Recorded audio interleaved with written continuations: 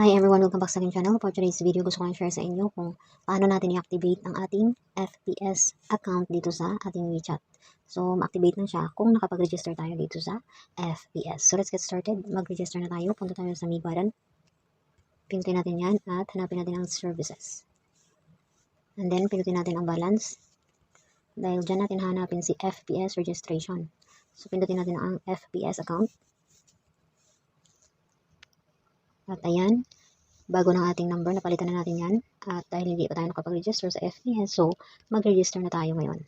Pindutin lang natin yan at enter natin ang password. Ayan, at pagkatapos, i-agree lang natin. At saka next. So magsasend lang sila sa iyo ng verification code. So ang code natin ay ayan, at registration successful. Click lang natin ang OK.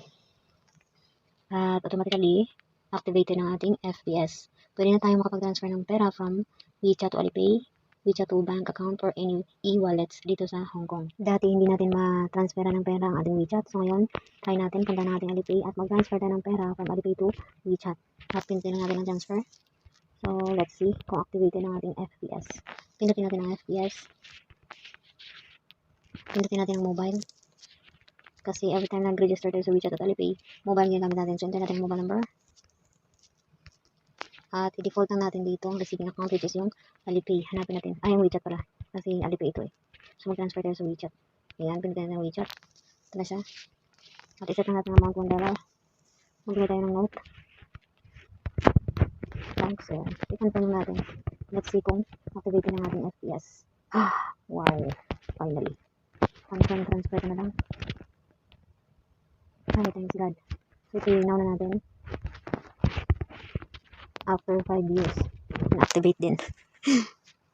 Ayan. Kasi 5 years na hindi ko siya napalitan ng number. Hindi ko malala yung mobile number ko dati. So, ayan, napalitan natin ng email muna at na-verify na rin yun at saka na palitan na rin ng mobile number. So, yan na. Activated ang ating FPS account. Nakapag-transfer na tayo ng pera from Alipay to WeChat. So, thank you so much for watching. Hope na naman natutunan sa araw nito. God bless everyone.